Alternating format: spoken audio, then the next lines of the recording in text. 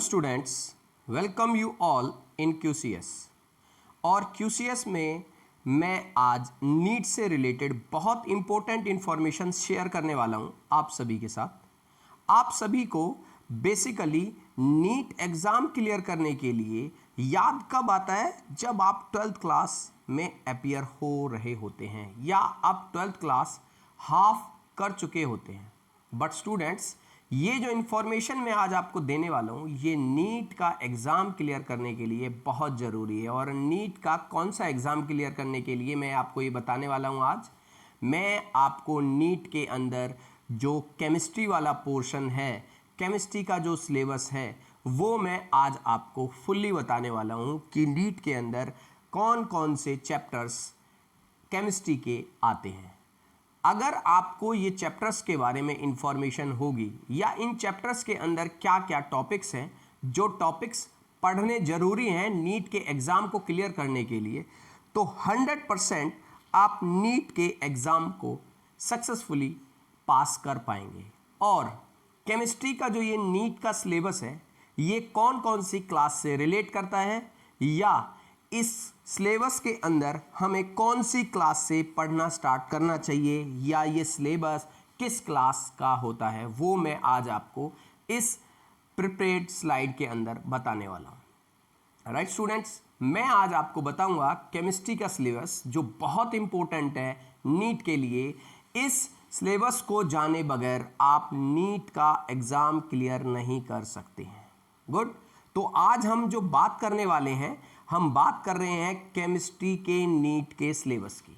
Right students, तो chemistry का NEET का सिलेबस हमारा स्टार्ट हो जाता है क्लास 11th से, जो कि आपको यहाँ दिखाई देगा पेज नंबर 2 पर।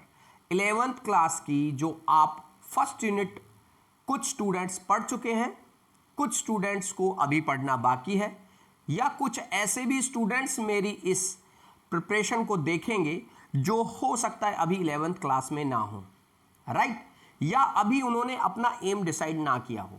बट ये मेरी जो स्लाइड है, ये मेरा जो लेक्चर है, ये हर उस बच्चे के लिए बहुत ज़्यादा इम्पोर्टेंट है जो नीट का एग्ज़ाम देना चाहता है या देने वाला है या देगा। तो उसके लिए ये मेरा जो लेक्चर है वो बहुत ज़्यादा इम्पोर्टेंट है, क्योंकि नीट का सिलेबस उसे पता होना चाहिए। कई बार हम क्या काम करते हैं, हम नीट के एग्ज़ाम में क्या हो जाते हैं, पार्टिसिपेट करने लग जाते हैं विदाउट कि हमें ये पता ही नहीं होता कि नीट का जो सिलेबस है वो कितना है और कहाँ से या किस क्लास से हमें सिलेबस पढ़ना स्टार्ट करना पड़ेगा या कौन से चैप्टर से हम सिलेबस को स्टार्ट करें। तो सबसे पहले मैं आपको बताऊंगा क्लास 11th के केमिस्ट्री का सिलेबस जो कि नीट के अंदर आता है। फर्स्ट यूनिट है some basic concepts of chemistry, और इस डिटेल के अंदर आपको यहाँ पर अच्छे से दिख रहा है कि some basic concepts of chemistry के अंदर भी कुछ लिमिटेड टॉपिक्स हैं। उन्हीं टॉपिक्स के अंदर से नीट के अंदर क्वेश्चंस पूछे जाते हैं, जिनमें से सबसे ज़्यादा इंपॉर्टेंट जो टॉपिक है वो आपको दिख रहा होगा यहाँ पर, थर्ड वन, जिसके अंदर atomic and molecular mass include है, mole concept and molar mass include है, percentage composition, empirical and molecular formula, chemical reactions, stoichiometry and calculation based on stoichiometry. तो ये आपकी फर्स्ट यूनिट कौन सी क्लास से रिलेट करती है? क्लास 11th के सिलेबस से रिलेट करती है। इसी के साथ साथ second unit structure of atom, जिसके अंदर के टॉपिक्स भी आपको दे रखे हैं, जिसमें से सबसे ज़्यादा इंपॉर्टेंट जो टॉपिक है वो आपका क्वांटम नंबर्स है। क्वांटम नंबर्स के बाद आपको अफबाउ प्रिंसिपल दे रखा है, पॉली एक्सक्लूजन प्रिंसिपल है, हर्ट्ज रूल है, इलेक्ट्रॉनिक कॉन्फ़िगरेशन है, और साथ साथ stability of half filled and completely filled orbitals. इसके बारे में भी कुछ इंपॉर्टेंट इंफॉर्मेशंस हैं। डी ब्रॉगली रिलेशनशिप जो भी स्ट्रक्चर ऑफ एटम से रिलेट करती है। थर्ड आपकी जो यूनिट आती है 11th सेक्शन से, वो आती है classification of elements and periodic classification या पीरियोडिसिटी इन प्रॉपर्टी। उसके अंदर भी बहुत सारी छोटी छोटी चीज़ें हैं जो आप इग्नोर कर जाते हैं, बट यहाँ पर कंप्लीट सिलेबस की डिटेल आपको दे रखी है कि इस थर्ड यूनिट से भी क्या क्या आपके नीट के एग्ज़ाम में आएगा या कहाँ से आपके नीट के एग्ज़ाम के क्वेश्चंस लिए जा सकते हैं। राइट, फोर्थ आपकी यूनिट है chemical bonding and molecular structure, जिसके अंदर बहुत ज़्यादा इंपॉर्टेंट आपका क्या आता है, हाइब्रिडाइजेशन आता है, valence shell electron pair repulsion theory जिसे हम वेस्पर थ्योरी बोलते हैं, उसी के साथ साथ एमओटी भी आती है। एमओटी किसके लिए आती है, molecular orbital theory of homonuclear diatomic molecules के लिए। Homonuclear diatomic molecules, diatomic molecules कौन से, जैसे हाइड्रोजन हो गया, वो H2 से मिलकर के बनता है, क्लोरीन गैस हो गई Cl2 हो गया, नियॉन गैस Ne हो गया, F2 हो गया, ये सब क्या है, हमारे होमोन्यूक्लियर या डायटोमिक मॉलिक्यूल्स हैं। फिर उसके बाद हमारा जो यूनिट है वो है स्टेट्स ऑफ मैटर, जिसके अंदर गैसेस एंड लिक्विड्स के बारे में ही आएगा। सॉलिड से रिलेटेड कुछ भी नहीं पूछा जाएगा इस यूनिट से आपसे नीट के एग्जाम में, सिर्फ और सिर्फ गैसेस से रिलेटेड बहुत ज़्यादा पोर्शन है और लिक्विड से रिलेटेड स्मॉल टॉपिक्स हैं, जैसे वेपर प्रेशर हो गया, विस्कोसिटी हो गया, सरफेस टेंशन हो गया। इनमें से भी सिर्फ क्वालिटेटिव आइडियाज़ के बारे में ही पूछा जाएगा, कोई मैथमेटिकल डेरिवेशन नहीं आएगा लिक्विड स्टेट के अंदर से और ना ही गैसियस स्टेट के अंदर से। ये मैं आज आपको कंप्लीट डिटेल बता रहा हूँ कि सिलेबस में कहाँ कहाँ से किस तरह की इंफॉर्मेशंस आपसे पूछी जा सकती है या कहाँ कहाँ से आपको क्वेश्चन दिए जा सकते हैं। 6 यूनिट आपकी थर्मोडायनेमिक्स है, जिसके अंदर आपको थर्ड लॉ ऑफ थर्मोडायनेमिक तक ब्रीफ इंट्रोडक्शन के साथ आपको इसे करना पड़ेगा।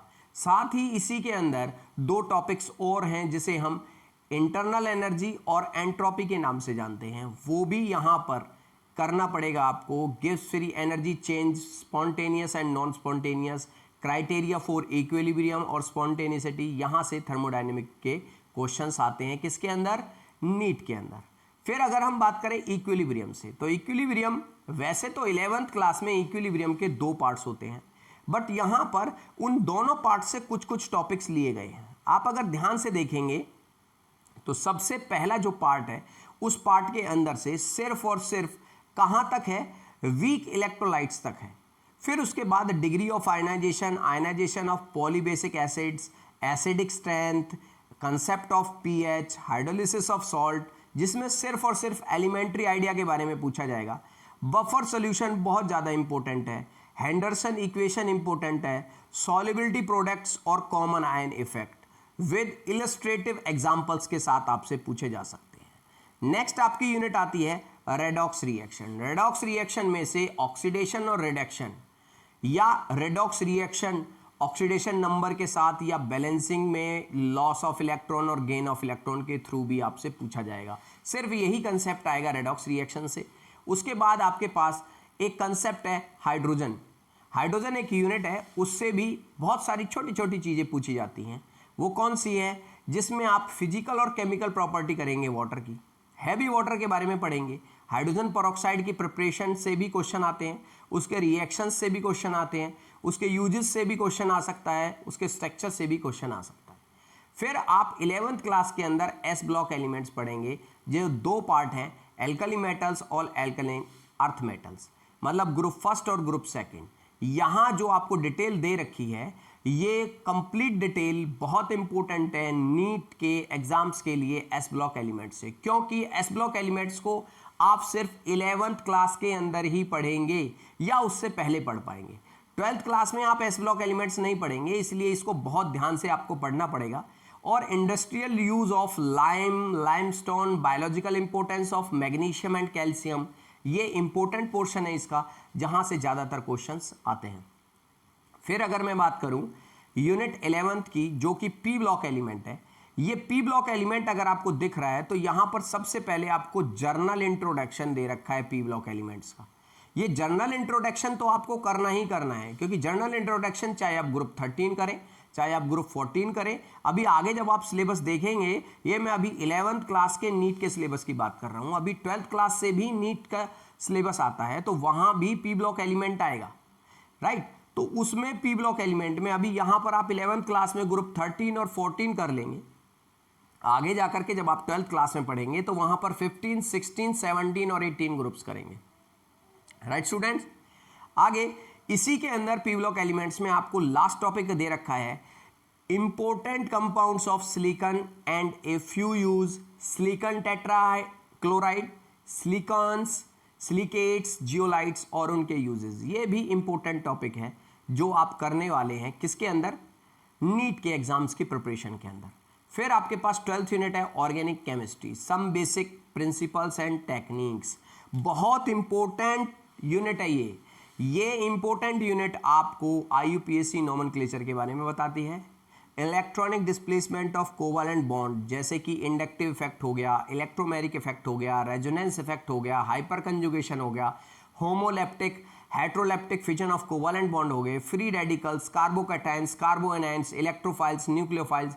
ये बहुत ज़्यादा इंपॉर्टेंट है और सिर्फ नीट के एग्जाम के लिए ही नहीं, आप जब 12th स्टैंडर्ड में भी आप क्या करेंगे, ऑर्गेनिक केमिस्ट्री करेंगे, तो वहाँ उसके लिए भी ये बेसिक इंफॉर्मेशन है जो बहुत ज़रूरी है आपके लिए। और इससे अगला जो आपकी यूनिट है 13th हाइड्रोकार्बन, बहुत इंपॉर्टेंट, जिसके अंदर बेसिक हाइड्रोकार्बन्स के बारे में आपको बता रखा है, एल्केन्स, एल्कीन्स और एल्काइंस। और फिर साथ में एरोमेटिक हाइड्रोकार्बन्स के बारे में भी बता रखा है। यहाँ पर कुछ नेम रिएक्शंस भी हैं, but most important name reactions आप 12th क्लास की ऑर्गेनिक केमिस्ट्री के अंदर करने वाले हैं। और आपकी जो लास्ट यूनिट है 11th क्लास के सिलेबस से, वो कौन सी है, इन्वायरमेंटल केमिस्ट्री। जी, बहुत सारे बच्चे इन्वायरमेंटल केमिस्ट्री को मतलब ज़्यादा फॉलो नहीं करते हैं या ज़्यादा वेटेज नहीं दे पाते हैं, जबकि इन्वायरमेंटल केमिस्ट्री के जो टॉपिक्स हैं वो बहुत इजी हैं और इम्पोर्टेंट भी हैं, क्योंकि यहाँ से बेसिकली क्वेश्चन नीट के अंदर बहुत ज़्यादा पूछा जाता है। क्यों पूछा जाता है, क्योंकि इन्वायरमेंटल पॉल्यूशन के बारे में या इन्वायरमेंटल केमिस्ट्री हमारे इन्वायरमेंट को सही रखने के लिए या इन्वायरमेंट के लिए वर्क करने के लिए, या हम अपने इन्वायरमेंट को किस तरीके से ग्रीन बना के रख सकते हैं, उसके बारे में बहुत सारी इंफॉर्मेशन है जो आजकल पॉपुलेशन से रिलेटेड, हमारे जो कॉन्टामिनेशन से रिलेटेड जो चीज़ें चल रही हैं, उसके लिए भी इन्वायरमेंटल केमिस्ट्री बहुत इंपॉर्टेंट है। फिर अगर हम बात करें contents from class 12th syllabus से, 12th सिलेबस में सबसे पहली यूनिट मैं आपको बता दूं, नीट के लिए आपको सॉलिड स्टेट भी पढ़ना पड़ेगा, क्योंकि बेसिकली जब आप CBSE स्कूल के अंदर एंटर कर चुके हैं तो CBSE स्कूल में 2019 के अंदर क्या हुआ था, सॉलिड स्टेट को ओमिट कर दिया गया था। बट अभी देखने को क्या मिल रहा है कि 2020 में हो सकता है मे बी कि सॉलिड स्टेट दोबारा से ऐड हो जाए। क्यों ऐड हो जाना चाहिए, क्योंकि नीट के सिलेबस के अंदर सॉलिड स्टेट आता है। अब अगर बच्चा सॉलिड स्टेट को 12th के अंदर नहीं पढ़ेगा तो सॉलिड स्टेट और कहीं है ही नहीं, इसीलिए मे भी सॉलिड स्टेट ऐड हो CBSE की 12th क्लास के अंदर। नहीं भी ऐड होता है तो आपको सॉलिड स्टेट पढ़ना ही पड़ेगा केमिस्ट्री सिलेबस के अंदर फॉर नीट कंप्लीट करने के लिए। नीट के एग्जाम को कंप्लीट करने के लिए 100% सक्सेस होने के लिए आपको सॉलिड स्टेट करना पड़ेगा। और सॉलिड स्टेट के कुछ टॉपिक्स दे रखे हैं यहाँ पर, जिनमें से बहुत ज़्यादा इंपॉर्टेंट टॉपिक्स मैं आपको बता देता हूँ। जैसे यूनिट सेल हो गई, पैकिंग इन सॉलिड्स हो गया, पैकिंग एफिशिएंसी हो गई, वॉल्ट्स हो गई, number of atoms per unit cell हो गए जो कि क्यूबिक यूनिट सेल के नाम से जाने जाते हैं, पॉइंट डिफेक्ट्स हो गए, इलेक्ट्रिकल और मैग्नेटिक प्रॉपर्टीज हो गई, बैंड थ्योरी ऑफ मेटल्स हो गए, जिसके बिहाफ पर आप कंडक्टर, सेमीकंडक्टर और इंसुलेटर को क्या कर सकते हैं, डिफरेंशिएट कर सकते हैं। सेकेंड आपकी यूनिट है सॉल्यूशन। सॉल्यूशन में से भी बहुत सारे टॉपिक्स हैं जो आपके नीट के अंदर पूछे जाते हैं, जिनमें से इंपॉर्टेंट टॉपिक हो गया आपका Raoult's law, colligative property, went of factor, abnormal molecular mass, most important solubility of A gas in a liquid, जिसके अंदर क्या आता है, हेनरीज लॉ आता है। आप अगर ध्यान से देखेंगे तो यहाँ पर हेनरीज लॉ के बारे में कुछ नहीं बोला गया है, बट यहाँ पर solubility of a gases in a liquid दे रखा है, तो इनडायरेक्टली आपको हेनरी लॉ भी पढ़ना पड़ेगा। नेक्स्ट हम बात करें थर्ड यूनिट की। थर्ड हमारी इलेक्ट्रोकेमिस्ट्री है, जिसके अंदर फिर से रेडॉक्स आ जाता है, क्योंकि 11th क्लास के अंदर आप रेडॉक्स रिएक्शंस के नाम से एक चैप्टर पढ़ चुके हैं, तो यहाँ भी आपके लिए ये इजी होगा। बट यहाँ पर थोड़ा सा सिलेबस क्या हो जाता है आपका, लार्ज हो जाता है। वहाँ पर आप सिर्फ और सिर्फ ऑक्सीडेशन और रिडक्शन के बारे में पढ़ते हैं, बट यहाँ पर आप कोलार्स लॉ भी पढ़ेंगे, लॉ ऑफ इलेक्ट्रोलाइसिस पढ़ेंगे, फैराडे लॉ ऑफ इलेक्ट्रोलाइसिस जिन्हें हम बोलते हैं, dry cell, electrolytic cell, galvanic cell, lead accumulators, EMF निकालना, स्टैंडर्ड इलेक्ट्रोड पोटेंशियल के बारे में, गिब्स फिनी एनर्जी चेंज के बारे में, या ईएमएफ ऑफ सेल या फ्यूल सेल और कोरोजन के बारे में भी आपको पढ़ना पड़ेगा। नेक्स्ट है केमिकल काइनेटिक्स। केमिकल काइनेटिक्स के अंदर रेट ऑफ रिएक्शन बहुत ज़्यादा इंपॉर्टेंट है, जिसके साथ साथ आपका लास्ट टॉपिक अगर आपको दिख रहा हो तो मैंने यहाँ पर आपको दिखा रखा है activation energy and Arrhenius equation, बहुत इंपॉर्टेंट है। फिर इसी में बीच में अगर आप देखेंगे तो यहाँ पर आपको दिखेगा इंटीग्रेटेड रेट इक्वेशंस, किसके लिए, फर्स्ट ऑर्डर के लिए, जीरो ऑर्डर के लिए और हाफ लाइफ के लिए, जिससे बहुत ज़्यादा क्वेश्चंस आपसे पूछे जाते हैं। नेक्स्ट आपका जो चैप्टर है वो है fifth chapter surface chemistry. Surface chemistry के अंदर आप एडजॉर्प्शन एक फिनोमिना पढ़ेंगे, जिसके दोनों पार्ट आप पढ़ने वाले हैं, फिजियोप्शन एंड केमिजॉप्शन। उसके फैक्टर्स भी आते हैं। फिर अगर आप देखेंगे तो यहाँ पर कुछ इफेक्ट्स हैं, जिन इफेक्ट से इंटरनली क्वेश्चंस पूछे जाते हैं, जैसे कोलॉइड्स के अंदर सस्पेंशन हो गया, lyophilic, lyophobic, multimolecular, macromolecular. Properties of colloids में आ गया Tyndall effect, Brownian movement, electrophoresis, coagulation. Emulsion का टाइप आ गया, इमल्सन के 2 टाइप आपको पढ़ने ही पड़ेंगे। नेक्स्ट आपकी यूनिट है 6th unit, general principle and process of isolation of elements. यहाँ भी आपको कुछ टॉपिक्स दिखाई दे रहे हैं, जैसे principle and methods of extraction आपको पढ़ना पड़ेगा। ये एक ऐसी यूनिट है जिसके अंदर आप अर्थ के अंदर से मिनरल्स को क्या करते हैं, एक्सट्रैक्ट करते हैं। तो कौन कौन से मिनरल्स को आप किस किस प्रोसेस के थ्रू एक्सट्रैक्ट करेंगे, उससे पहले कंसंट्रेटेड करना पड़ेगा, फिर वहां से मेटल मिनरल को निकालना पड़ेगा, निकालने के बाद उसे रिफाइन करना पड़ेगा और फिर उनके यूजेस भी करने पड़ेंगे। देखिए स्टूडेंट्स, यहाँ पर 7th यूनिट आपकी आ गई है फिर से पी ब्लॉक एलिमेंट, क्योंकि आप ग्रुप 13 एंड 14 11th क्लास के सिलेबस में कर चुके हैं। तो यहाँ पर आप पढ़ने वाले हैं group 15, group 16, group 17 and group 18, जिसके अंदर ग्रुप 18 और 17 बहुत ज़्यादा इंपॉर्टेंट है। यहाँ पर आप कुछ पार्ट्स ऐसे हैं जो आप स्ट्रक्चर्स ही करेंगे ओनली, जैसे ऑक्सो एसिड्स ऑफ सल्फर हो गए, उनके आप स्ट्रक्चर्स करेंगे, क्योंकि स्ट्रक्चर्स से क्वेश्चन बहुत ज़्यादा पूछे जाते हैं। जैसे ऑक्सो एसिड्स ऑफ हैलोजन के अंदर भी आप स्ट्रक्चर्स ही करेंगे। राइट स्टूडेंट, फिर आपके पास एक यूनिट आती है, unit 8 D and F block element. जी हाँ, अभी तक आपने D and F block elements के बारे में नहीं पढ़ा, बट यहाँ पर एक इंपॉर्टेंट पोर्शन आपको पढ़ना पड़ेगा, क्या, preparation and properties of K2Cr2O7 and KMnO4। उसी के साथ साथ आपको oxidation state, ionic radii, colour, catalytic property, magnetic property, interstitial compounds and alloy formation से जर्नल बेसिक क्वेश्चंस पूछे जा सकते हैं। लेंथेनॉइड और एक्टिनॉइड्स के बारे में 100% आपसे क्वेश्चन पूछे जाते हैं। नेक्स्ट अगर आप देखें कोऑर्डिनेशन कंपाउंड, तो कोऑर्डिनेशन कंपाउंड में देखिए आपने 11th क्लास के अंदर VBT पढ़ चुके हैं आप, तो VBT के साथ साथ आपको यहाँ पर क्या करना पड़ेगा, CFT भी पढ़ना पड़ेगा। CFT क्या है, क्रिस्टल फील्ड थ्योरी है, जो स्ट्रक्चर और स्टीरियो बाइंडिंग के बारे में या बॉन्डिंग के बारे में बताते हैं। वर्नर थ्योरी आपको पढ़नी पड़ेगी। और यहाँ पर अगर आप देखें ध्यान से, तो इंपॉर्टेंस ऑफ कोऑर्डिनेशन कंपाउंड कैसे करना पड़ेगा, इन क्वालिटेटिव एनालिसिस बायोलॉजिकल सिस्टम्स के अंदर, वहाँ से आपके पास क्वेश्चंस आते हैं। नेक्स्ट जो आपकी यूनिट है वो यूनिट है आपकी हेलो एल्केन्स और हेलो एरेन्स। यहाँ से आपकी ऑर्गेनिक केमिस्ट्री स्टार्ट होती है और इसका बेसिक आप 11th क्लास के अंदर कर चुके हैं। Haloalkanes, haloarenes. Haloalkanes मतलब एल्काइल हैलाइड्स को बोलते हैं और हेलो एरेन्स एरोमेटिक कंपाउंड्स को बोलते हैं। उसी के साथ साथ यहाँ पर एक इंपॉर्टेंट पॉइंट आपको दिख रहा होगा, uses and environmental effect of dichloromethane, trichloromethane, tetrachloromethane, iodoform, freons and DDT। ये बहुत इंपॉर्टेंट टॉपिक्स हैं जिनसे रिलेटेड आपसे क्वेश्चन पूछे जाते हैं। नेक्स्ट यूनिट है 11th alcohols, phenols and ether. यहाँ पर आप क्या करेंगे, नॉमेनक्लेचर तो आप generally basic concept of organic chemistry 11th में कर ही चुके हैं। तो यहाँ पर आप क्या करेंगे, मेथड ऑफ प्रिपरेशन, फिजिकल और केमिकल प्रॉपर्टीज, और फिर आइडेंटिफिकेशन ऑफ प्राइमरी, सेकेंडरी और टर्सरी एल्कोहल्स। मतलब यहाँ पर आप बेसिकली टेस्ट भी करेंगे एल्कोहल्स के प्राइमरी, सेकेंडरी और टर्सरी के बीच में डिस्टिंग्विश करने के लिए, फिनॉल और ईथर्स के बीच में भी। फिर आपकी यूनिट आती है 12th, जिसे आप एल्डिहाइड, कीटोन्स और कार्बोक्सिलिक एसिड्स के नाम से जानेंगे। एल्डिहाइड और कीटोन्स की प्रॉपर्टी ऑलमोस्ट सिमिलर होती है, इसलिए सब इन दोनों को एक साथ पढ़ना पड़ेगा। और कार्बोक्सिलिक एसिड से भी उसके मेथड ऑफ प्रिपरेशन, फिजिकल और केमिकल प्रॉपर्टी विद यूजेस आपसे पूछे जा सकते हैं। Next, organic compound containing nitrogen. यहाँ पर अब CBSE के अंदर इस चैप्टर का नाम एमाइंस भी हो गया है।